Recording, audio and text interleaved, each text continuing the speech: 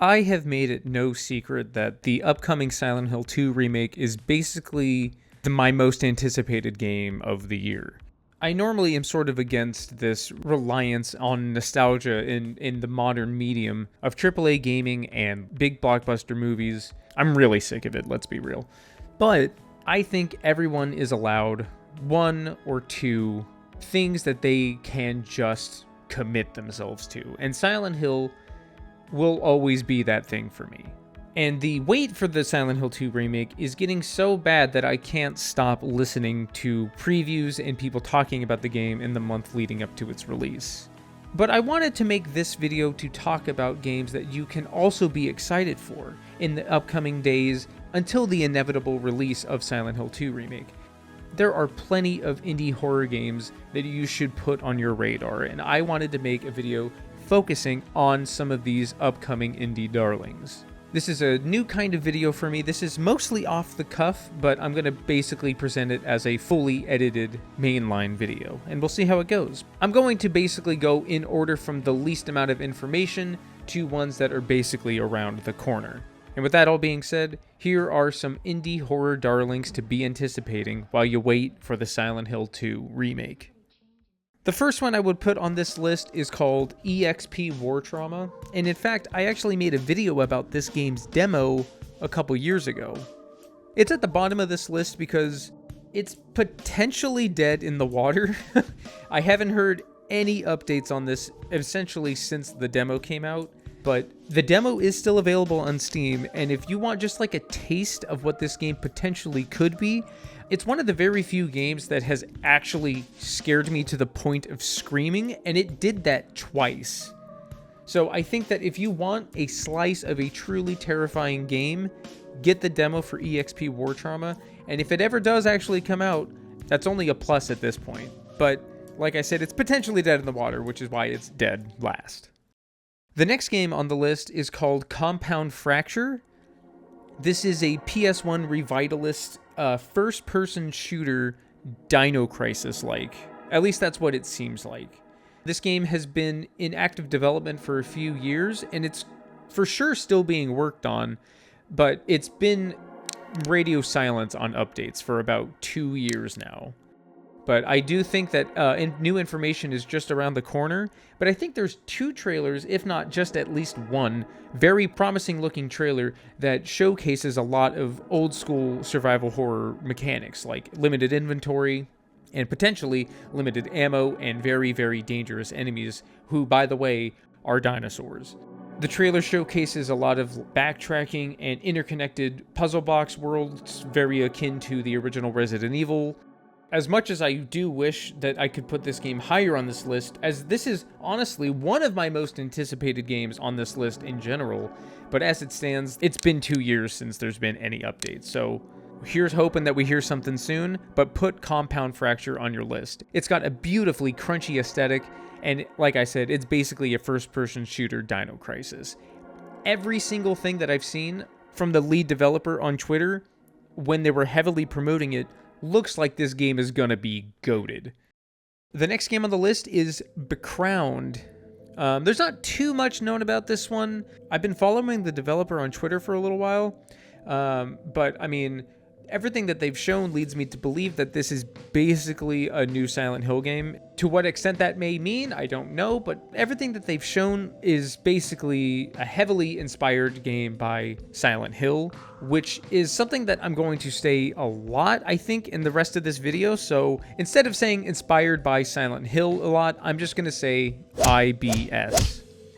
But Becrowned is incredibly IBS, and there's apparently a demo coming out very soon. I think they actually made a post this morning that it's going to be September 27th. A demo will be released on Steam. Keep an eye out for this one. A demo was always a good thing for an indie game, especially one like this, but the vibes of this have always been on point. It looks genuinely creepy and just the right amount of little clunky jank. And I cannot wait to play the demo. In fact, by the time that this video comes out, the demo might actually already even be out. So go get it if it is the 27th by the time you watch this.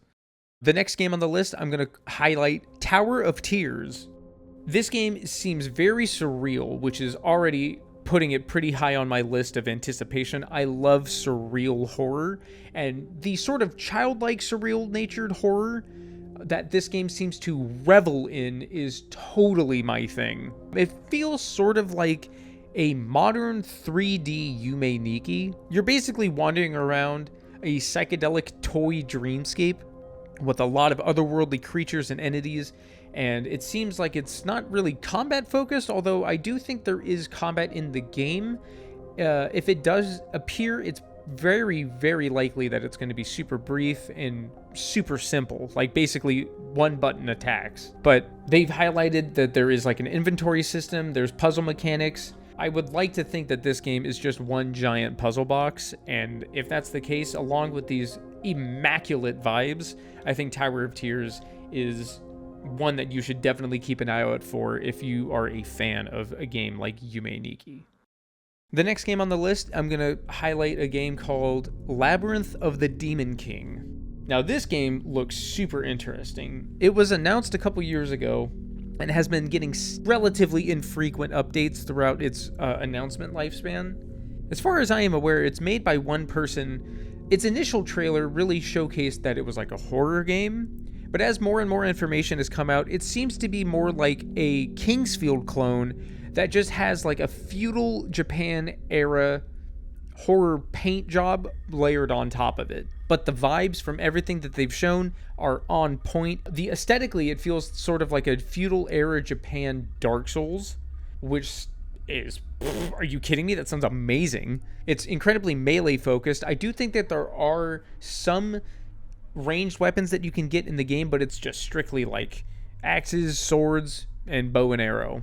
There's currently no release date known as far as I'm aware. Let me actually double check. It just says 2025, but it was recently at Gamescom. I watched Easy Allies talk about some of the games that they were shown during their trip in Germany, and this game was surprisingly on the list, and Isla, I think, had some good things to say about it, so I am very much looking forward to this one. It's been on my list for a while, and I'm happy to know that it's not too far away. Labyrinth of the Demon King is basically horror-tinted Dark Souls, and I've always said that that should be a thing. So maybe this is the universe giving me a little treat. The next game is going to be Tormented Souls 2, which is the only sequel on this list. If you've played Tormented Souls 1, then you probably are already aware that this game is coming out. And you are probably very excited for it, because Tormented Souls 1, even though I didn't finish it, it is a very good old-school survival horror game that perfectly blends Resident Evil and Silent Hill. It's got the limited inventory of Resident Evil, the fixed cameras of Resident Evil, but the vibes and the supernatural element of Silent Hill, and it perfectly blends them together. It's a pretty hard tightrope to walk, but they pretty much nailed it. I will say that the first game's puzzles could sometimes out of nowhere be difficult as hell to solve. Every once in a while, in the first game at least, there are some tough as nails puzzles, and I hope that sticks through to the second one, but I wouldn't be surprised if they tone it down like a little bit. In fact, I kind of hope they tone it down just like a smidge, like a little baby bit. But Tormented Souls 1 was really good, and Tormented Souls 2, there's a 24-minute video on IGN, I think, that is just like basically uninterrupted footage of the game being played. And I mean, if that doesn't sell you, then don't worry about it. We still got more on this list to go through, but if you have not played the first one, it's not that expensive. And if you want to at least see what you're getting yourself into, you can watch the 24-minute video on IGN and almost instantly know if this is your jam. The next game on the list is Heartworm. This game is clearly IBS, but it follows a photographer, and it feels kind of like more of a blend of Silent Hill and Fatal Frame, because you have to use your camera to like take photos of ghosts or monsters or whatever, and that damages them. There is a demo for this one as well, and it stays mostly grounded for like a little bit, but pretty quickly you realize that this game is gonna get wacko weird. You go to other dimensions, This game quickly holds no punches, and I am actively very excited to see where this game ends up going. It's been a minute since I played the demo, but I was left incredibly impressed by not only the gameplay, but the game's writing. There's a poem in this demo that like genuinely stunned me by how well it was written. I made a post on Twitter when I was playing through the demo just because I had to express how amazing this poem was. If the writing can maintain even a tenth of that quality throughout its entire runtime, we got a golden boy on our hands. Heartworm could be one of the indie greats in the horror genre. I am unbelievably looking forward to this, and this game comes out soon too, I think. It just says 2025. I feel like it's probably right around the corner. But there is a demo on Steam that you can play. It is absolutely worth your time. Heartworm is one to keep on your radar. The next game on the list I want to talk about is going to be Post-Trauma. This one comes out very soon. This is easily the most IBSH game on the list. I love the fact that you don't play as like a young person or an attractive person. I love the fact that you play like an old, fat, schlubby dude. It's kind of amazing. I think it actually kind of sort of like helps you sympathize with this guy because you're like, oh, he's old. Why? Leave him alone. You know? There was a demo for this too. I think it's been updated. I don't think I've played the updated demo. I played one of the earlier demos, but this game is very floaty. I want you to be aware of that going into it, but it is a much more modern take on what an old school Silent Hill game would be like. It's loaded with puzzles, pretty light on the combat, but man, this game, you know, as closest to release that this one is, I actually don't know too much about it beyond like what they've shown in trailers and the demo. Please keep Post-Trauma on your list as it comes out again.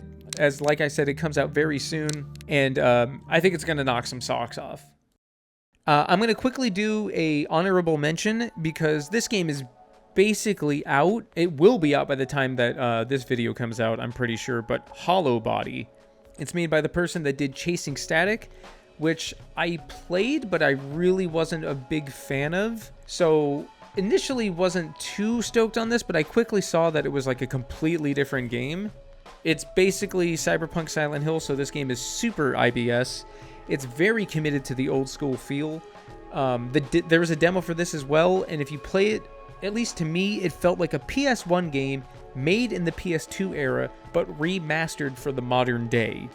It is an incredibly specific feeling that this game kind of hits with me. And just for that reason alone, even like minus the cyberpunk aesthetic of the game, that like mechanical feeling that the game exudes by itself is enough for me to want to give it a go, because that era of game is not quite as much of a mulligan in terms of design that the PS1 and N64 era was, as they were starting to find their footing as to what they could do and what worked in 3D gaming by that point. But they still hadn't quite got it down to the science that they have today. You know what I mean? So there's still this weird esoteric feeling to the way that a lot of those games feel and play. And Hollow Body somehow perfectly nails that feeling. There's also a great use of light and color. There's like a motif of red lights when in contact with actual human corpses in the world. And it really gives it this unique and distinct look and feel on top of everything I had just said. But like I said, this game will be out by the time this video is out, and you probably know about it if you follow horror gaming beyond the biggest releases. You are probably already aware of Hollow Body, which is why I'm only putting it in my honorable mention section. But the biggest and the best, at least as far as I'm concerned, is Sorry We're Closed. This is another IBS game, but the cool hook about Sorry We're Closed is it's basically, imagine Silent Hill directed by an incredibly flamboyant Suda51. I don't know if I can sell it any better than that. If that sold you, please put this on your wish list. There is another demo for this game as well. This game is going to be incredible. There is no doubt in my mind that this is going to be like the best indie horror game since Signalis. Not even close. I cannot wait for this game. It utilizes this amazing system where you're in like the other world. but you snap your fingers and you have like a barrier around you that like imposes the real world on top of it, and vice versa. It's a push and play mechanic system where enemies in your little real world bubble take excessive damage, but you have to hit them in a very specific spot. But that means that you have to get them a lot closer to you in order to do that. You can't like get crits from a safe distance. You have to get up close and personal. There's a lot of weird off-kilter vibes. The art style is immediately captivating. Everything pops in this game. It's got a fantastic soundtrack. The vibes are unreal. Sorry We're Closed is going to be amazing. If you are not aware of this game, please, if you don't listen to anything else in this video, put this one on your most wanted list. I cannot wait for this game. Oh man, I might boot the demo up again after I finish editing this, because Sorry We're Closed. Ooh, is there a release date for Sorry We're Closed? Sometime this year. Potentially November, I would say. Put this one on your list. Please, I beg of you. And that's it. Those are a couple of, I think, very promising upcoming horror games that you can also be aware of and excited for, on top of fiending for the Silent Hill 2 remake, which, after everything else, I still am. Oh my god, I want it. I want it so badly. Silent Hill 2 remake is going to be so fun. But so is Hollow Body, so is Heartworm, so is Sorry We're Closed, so is Tormented Souls 2. Post Trauma is going to be great. Labyrinth of the Demon King is going to be great. Compound Fracture is going to be amazing. Tower of Tears is, I want to bathe in its atmosphere. The Crown is going to be basically another Silent Hill game, an old school one. Oh my god, we're swarming. We're being swarmed with great upcoming indie horror darlings. Don't forget about indies. Play indies. And play Silent Hill 2 Remake. Bye!